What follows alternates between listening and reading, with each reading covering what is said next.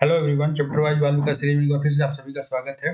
और आप लोग इस चैनल पर नए हो, सब्सक्राइब कर लेना और वीडियो को लाइक शेयर करना। हम लोग की जो ये सीरीज चल रही है वह चैप्टर वाइज सीरीज चल रही है। आज का टॉपिक क्या होगा? Child centred and progressive education. ठीक है, child centred and progressive education यानी बच्चों के केंद्रित और प्रोग्रेसिव यानी प्रगतिशील शिक्षा। तो उसके 10 प्रमुख यहाँ पे हम लोग क्वेश्चन करने वाले हैं। तो एकदम आराम से मोबाइल को खोल लो और ईयरफोन लगा लो, आराम से बैठो, देखो।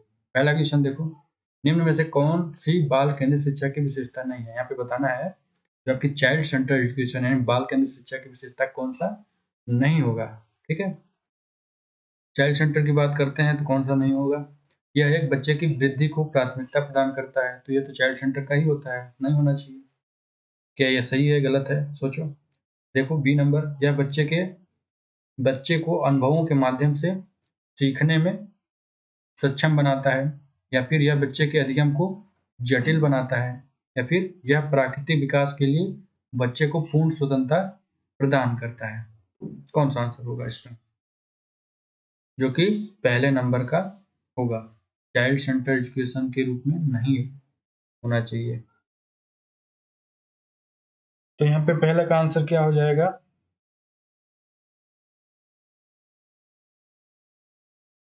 सोच लिया आंसर? तो इसका आंसर देखो क्या हो जाएगा, सी नंबर। जो चाइल्ड सेंटर एजुकेशन होता है बच्चे के अध्ययन को जटिल यानी कॉम्प्लेक्स के रूप में नहीं बनाता है, बल्कि आसान, सरल, सुगम बनाता है। तो यहाँ पे नहीं पूछा है, हम लोगों को नहीं भी देख के रखना है। ठीक है, जबकि यह बच्चे की वृद्धि को प्राथमिकता देता है, बिल्कुल सही है, उसकी वृद्धि को प्राथमिकता भी देगा। यह बच्चे को अनुभवों के माध्यम से सीखने में सक्षम बनाता है, यानी उसके अनुभव के माध्यम से सिखाता है, तो और सबसे बेस्ट बात है। यह प्राकृतिक विकास के लिए बच्चे को पूर्ण स्वतंत्रता प्रदान करता है, बिल्कुल सही है। यहाँ पे मेन दिक्कत यहाँ पे है जब आप जटिल बोल देते हैं, कॉम्प्लेक्स बोल देते हैं। कॉम्प्लेक्सिटी होगा तो बोरिंग होगा और सीख नहीं पाएगा बच्चा। यहाँ पे आंसर सी नंबर हो जाएगा, पहले का नहीं के रूप में। क्वेश्चन नंबर सेकेंड, प्रगतिशील शिक्षा के संबंध में निम्न में से कौन सा कथन सही है? अब यहाँ पे बताना है जो आपका प्रोग्रेसिव एजुकेशन के संबंध में कौन सा कथन सही है, कौन सा सही होना चाहिए। ऑप्शंस देखो, यह पाठ्य पुस्तकों पर निर्भर करता है क्योंकि वे ज्ञान के एकमात्र वैध स्रोत हैं। यह पाठ्य पुस्तकों पर डिपेंड करता है, निर्भर करता है क्योंकि वे ज्ञान के एकमात्र स्रोत हैं। तो यह प्रगतिशील के बारे में सही होगा कि गलत होगा, यह किसको सोचना है। तब तक हम लोग बी को देखते हैं। यह करके सीखने की प्रक्रिया है, यह लर्निंग बाय डूइंग की प्रक्रिया है, तो क्या यह सत्य है असत्य? सी नंबर, यह सुदृढ़ीकरण के सिद्धांत पर आधारित होता है, मतलब it is based on the principle of reinforcement. सुदृढ़ीकरण को क्या बोलते हैं? रीइंफोर्समेंट। तो क्या ये रीइंफोर्समेंट के सिद्धांत पर आधारित होता है प्रोग्रेसिव एजुकेशन, या फिर ये सभी सम्मिलित होते हैं? बताओ, प्रोग्रेसिव एजुकेशन के बारे में कौन सा सही होगा? सेकंड।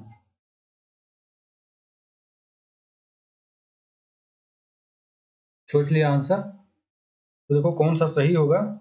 तो यह करके सीखने को प्रोत्साहित करता है, जो आपकी प्रोग्रेसिव एजुकेशन होती है, लर्निंग बाय डूइंग को प्रमोट करती है, इस पर डिपेंड करती है, निर्भर करती है, इसको प्राथमिकता देती है। ठीक है, सी इसका जो आंसर हो जाएगा बी नंबर। जबकि यह सुदृढ़ीकरण या रीइंफोर्समेंट पे नहीं डिपेंड करती है प्रोग्रेसिव एजुकेशन, सभी तो हो ही नहीं सकते हैं क्योंकि ये गलत है इसमें और ये गलत होगा। ठीक है, एक सही है, बाकी दो गलत हैं। ये नंबर यह पाठ्य पुस्तकों पर निर्भर करता है, पाठ्य पुस्तकों पर कैसे निर्भर करेगा? जरूरी थोड़ी ना है। प्रोग्रेसिव एजुकेशन हमेशा पाठ्य पुस्तकों, आपकी टीचिंग लर्निंग मटेरियल्स, टीचर्स सभी पर डिपेंड करते हैं, जो बेस्ट तरीके से पढ़ा सके प्रगतिशील शिक्षा के रूप में आधुनिक चीज़ों को उपयोग करके, तो उस पर डिपेंड होगा। यानी यह लर्निंग बाय डूइंग सबसे ज़्यादा बेस्ट होगा। सेकंड का answer B. Question number third, kindergarten की अवधारणा किसने बनाई थी? जो आपकी किंडरगार्टन विधि थी, मेथड थी, उसको किसने बनाया था? काफ़ी मोस्ट क्वेश्चन है, कई बार पूछा है, कंफ्यूजन क्वेश्चन है, लेकिन आराम से सोचोगे तो हो जाएगा। कौन सा होगा? जॉन डीवी महोदय थे, या फिर जीन जैक्स रूसो थे, लोके थे, फ्रेडरिक प्रोवेल थे? बताओ आंसर थर्ड का। किंडरगार्टन की अवधारणा आसान है, फ्रेडरिक प्रोवेल ने, यानी डी नंबर हो जाएगा। प्रोवेल किंडरगार्टन की अवधारणा को तैयार किए हैं। यह स्व गतिविधि में विश्वास करते थे और बाल शिक्षा में महत्वपूर्ण भूमिका इन्होंने निभाई थी।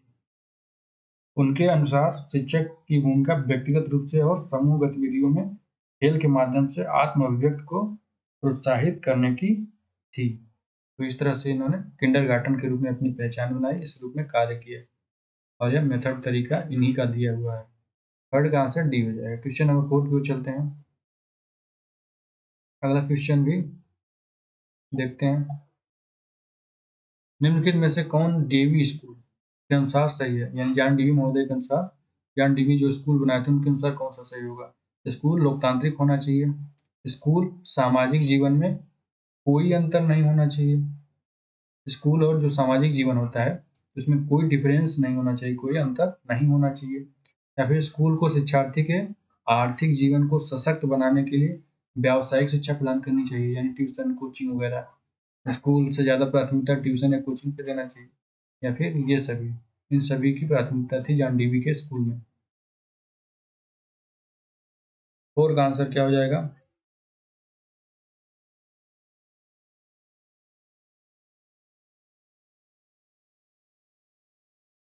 तो इसका आंसर डी। कैसे होगा भाई? स्कूल लोकतांत्रिक होना चाहिए यानी डेमोक्रेटिक होना चाहिए, बिल्कुल सही है। यानी दोनों तरह से अगर कोई क्रिटिसाइज करना चाहता है, कोई अपनी बात रखना चाहता है तो रख सकता है लोकतंत्र में, ठीक है। जैसे इंडिया में है, सबसे बड़ी दुनिया की लोकतांत्रिक देश है। बी नंबर, स्कूल और सामाजिक जीवन में कोई अंतर नहीं होना चाहिए, बिल्कुल सही है। जैसा स्कूल वैसा अगर सामाजिक जीवन दोनों एक समान है तो बच्चे को बहुत सारी कठिनाइयां नहीं होंगी, आसानी से चीज़ों को सीख सकेगा। स्कूलों को शिक्षार्थी के आर्थिक जीवन को सशक्त बनाने के लिए व्यावसायिक शिक्षा प्रदान करनी चाहिए, बिल्कुल सही है। यहाँ पे जो आपका स्कूलों को शिक्षार्थी को और आर्थिक जीवन के रूप में सशक्त बनाना है, यानी पढ़ाई का कुछ उद्देश्य ये भी तो होता है कि वह न सिर्फ शिक्षित हो, जागरूक हो, बल्कि अपने पैरों पे खड़ा हो और अपने आप को एक सेटल कर सके, इसका भी प्रमुख उद्देश्य है। यहाँ पे डी नंबर, यानी डीवी महोदय इन सारे विचारों को लेकर के आगे बढ़ रहे थे, उनके स्कूल्स में इस सभी की प्राथमिकता थी। 4 का डी, ठीक है। क्वेश्चन नंबर 5, दृष्टिकोण। अब यहाँ पे दृष्टिकोण को देखो। दृष्टिकोण, जहाँ अधिगम्य शिक्षार्थी की स्वयं की पहल और प्रयास शामिल होते हैं, उन्हें इस प्रकार से जाना जाता है।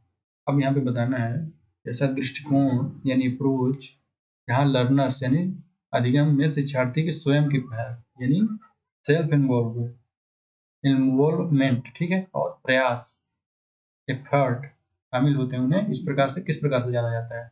उसे शिक्षार्थी केंद्रित के रूप में देख सकते हो, उन्हें शिक्षक केंद्रित के रूप में, स्कूल केंद्रित रूप में, या फिर कक्षा केंद्रित के रूप में। दृष्टिकोण जहाँ अधिगम्य शिक्षार्थी के स्वयं के पहल और प्रयास शामिल होते हैं, उन्हें इस प्रकार से जाना जाएगा। बताओ ए बी सी डी कौन सा आंसर होना चाहिए? तो ये तो आसान है, सभी से बन जाएगा, क्योंकि शिक्षार्थी केंद्रित जो भी चीजें होंगी तो ही ये सब पॉसिबल होगा, यानी स्वयं की पहल और प्रयास। अगर शिक्षार्थी केंद्रित, टीचर केंद्रित है तो फिर वहाँ पे दिक्कत हो जाएगी, ये सब चीज़ें नहीं होंगी, क्योंकि टीचर का आदेश होगा और नहीं करके आएगा बच्चा, नहीं समझ में आएगा तो भी वो डरेगा काम करने से, पीछे बहुत सारी, फिर उसका इंटरेस्ट नहीं रह जाएगा। स्कूल केंद्रित रहेगा तो भी स्कूल पे डिपेंड रहेगा, कक्षा केंद्रित रहेगा तो भी उसमें कक्षा पे डिपेंड रहेगा। लेकिन अगर शिक्षार्थी केंद्रित रहेगा तो क्योंकि ये अंतिम उद्देश्य तो शिक्षार्थी को ही पढ़ाना लिखाना, उसको शिक्षित करना होता है, तो वो स्वयं से खोज करेगा, सीखेगा, अनुभव करेगा। यहाँ पे 5 का answer A number. Question number 6 की ओर चलते हैं। निम्न में से कौन सा प्रगतिशील शिक्षा का प्रकार नहीं है? यहाँ पे बताना है, जो प्रोग्रेसिव एजुकेशन होता है, प्रगतिशील शिक्षा होती है, उसका एक प्रकार कौन सा नहीं है? तो मॉरियो मोंटेसरी मेथड, पारंपरिक विधि, या फिर मानवतावादी विधि यानी ह्यूमनिस्टिक मेथड, या फिर रचनावादी यानी कंस्ट्रक्टिविस्ट थ्योरी। बताओ इसमें कौन सी प्रगतिशील शिक्षा का प्रकार नहीं होगा? इसमें देखो सारे मेथड सही हैं, और ये मोंटेसरी का भी सही होता है, और आपका ह्यूमनिस्टिक थ्योरी भी बेहतरीन है, कंस्ट्रक्टिविस्ट तो सुपर है। लेकिन जो आपकी ट्रेडिशनल है, पारंपरिक है, ये मेथड प्रगतिशील शिक्षा के बारे में बात नहीं करेगा। ट्रेडिशनल मतलब वही चाक बोर्ड पुराना वाला, और उसी तरह से बच्चों को टाट पट्टी पे बिठा करके और पिटाई करना, डराना धमकाना, पढ़ाई में ज़्यादा ध्यान न देना, ये सब चीज़ें जो पारंपरिक मेथड है।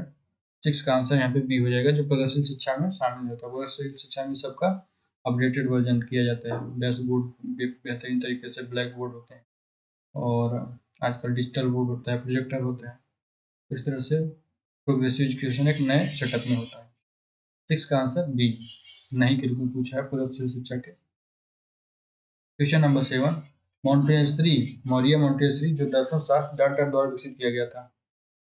जो आपका मॉन्टेस्री दर्शन शास्त्र था, किसके द्वारा विकसित किया गया था? डी भी हमने तो शायद पहले ही बता दिया, फ्रेडरिक फ्रोबेल, मारिया मॉन्टेस्री या जॉन लॉकी। लेकिन तुम लोग फिर से देख सकते हो, बताओ इसका आंसर क्या होगा। आसान है, इसको तो बता ही सकते हो। तो 7 का आंसर सी हो जाएगा, मौर्य मॉन्टेस्री। मॉन्टेस्री दर्शन शास्त्र को किसने दिया? मॉन्टेस्री। 8 का आंसर बताओ, 8 क्या है? बच्चों के अनुभवों और उनकी राय को प्रधानता देना। इन बच्चे के अनुभव और उनकी राय, ओपिनियन को प्रधानता देना। यह कथन किस प्रकार के शिक्षण से संबंधित है? यह कथन किस प्रकार के शिक्षण से संबंधित होगा? 9 का आंसर। शिक्षक केंद्रित शिक्षा शास्त्र के संबंधित होगा, बाल केंद्रित शिक्षा शास्त्र से, या फिर कक्षा केंद्रित शिक्षा शास्त्र, या फिर ये सभी। 8 का आंसर यहाँ पे क्या होना चाहिए? जो बच्चों के अनुभव और उनकी राय को प्रधानता देना या कथन किस प्रकार के शिक्षण से संबंधित होगा। तो इसका आंसर बाल केंद्रित शिक्षा शास्त्र, ठीक है, चाइल्ड सेंटर हो जाएगा। 8 का आंसर बी। क्वेश्चन नंबर 9 की ओर चलते हैं। निम्न में से कौन सा बाल केंद्रित शिक्षा के सिद्धांतों से संबंधित नहीं है? यहाँ पे बताना है बाल केंद्रित शिक्षा के सिद्धांतों से संबंधित कौन सा नहीं होगा। तो बाल मनोविज्ञान की समझ, मूल्यांकन और परीक्षण की आवश्यकता नहीं है, या फिर अनुशासन का प्रबंधन, या फिर व्यवहारिक अभिविन्यास। 9 का आंसर यहाँ पे क्या हो जाएगा? इनमें से कौन सा बाल केंद्रित शिक्षा के सिद्धांतों से संबंधित नहीं होगा। तो इसका आंसर हो जाएगा बी नंबर, मूल्यांकन और परीक्षण की आवश्यकता नहीं है। बाल केंद्रित अध्ययन मूल्यांकन को समझना महत्वपूर्ण है। यह प्रभावी रहा है सतत और व्यापक मूल्यांकन द्वारा पारंपरिक तकनीकी को बाल केंद्रित शिक्षा में बदल दिया जाता है, ठीक है। मूल्यांकन और परीक्षण की आवश्यकता नहीं है, यह बाल केंद्रित शिक्षा के सिद्धांतों से संबंधित नहीं होगा, ठीक है। ठीक है, 9 का आंसर बी। क्वेश्चन नंबर 10, मानवतावादी शिक्षा किस पर ध्यान केंद्रित करता है? जो आपकी ह्यूमनिस्टिक थ्योरी होती है तो वह किस पे फोकस करती है, डिपेंडेंट होती है? तो विज्ञान पे, शिक्षक केंद्रित पे यानी टीचर सेंटर पे, कला और सामाजिक विज्ञान पे यानी आर्ट एंड सोशल साइंस पे, या फिर केवल कला यानी केवल आर्ट, ओनली आर्ट। यहाँ पे 10th का आंसर क्या होना चाहिए? मानवतावादी humanistic theory, humanistic education, humanistic शिक्षा, ठीक है। मानवतावादी शिक्षा किस पे ध्यान केंद्रित करेगा? इसका आंसर हो जाएगा 10 का क्या होगा? सी नंबर, कला और सामाजिक विज्ञान। जो मानवतावादी शिक्षा को व्यक्ति केंद्रित शिक्षा भी कहा जाता है, और यह मानवतावादी मनोवैज्ञानिकों के काम पर आधारित शिक्षा के लिए एक दृष्टिकोण है। यह कला और सामाजिक विज्ञान पे केंद्रित होती है, फोकस्ड होती है, ठीक है। तो 10th का आंसर सी। तो ठीक है, हम लोगों का ये child centred and progressive education के कुछ 10 क्वेश्चन यहाँ पे कंप्लीट किए हैं। और वीडियो सीरीज में और जाके देखना प्ले लिस्ट में, जो कि आपके अन्य पेडागॉजी सेक्शंस के जो कि 90 मार्क्स के आते हैं, अगर आपकी किसी प्राइमरी टेट एग्जाम में दे रहे होगे तो काफ़ी भूमिका निभाता है महत्वपूर्ण। और अगर इसको देखोगे पूरे प्ले लिस्ट को, तो उसमें आपको पता चल जाएगा किस सब्जेक्ट, चाहे वो इंग्लिश पेडागॉजी हो, संस्कृत पेडागॉजी हो, हिंदी पेडागॉजी हो, मैथ पेडागॉजी हो, इन्वायरमेंट पेडागॉजी हो, या फिर हिंदी ग्रामर हो, ये सब एक सीक्वेंस से चैप्टर वाइज सीरीज के रूप में वहाँ पे अपलोडेड है। तो वहाँ पे जाके देख सकते हो। चैनल पे नए हो सब्सक्राइब कर लेना, साथ ही वीडियो को लाइक शेयर जरूर करना। तो इसको ही समाप्त करते हैं, अगले वीडियो में कुछ और टॉपिक पर कंप्लीट करेंगे।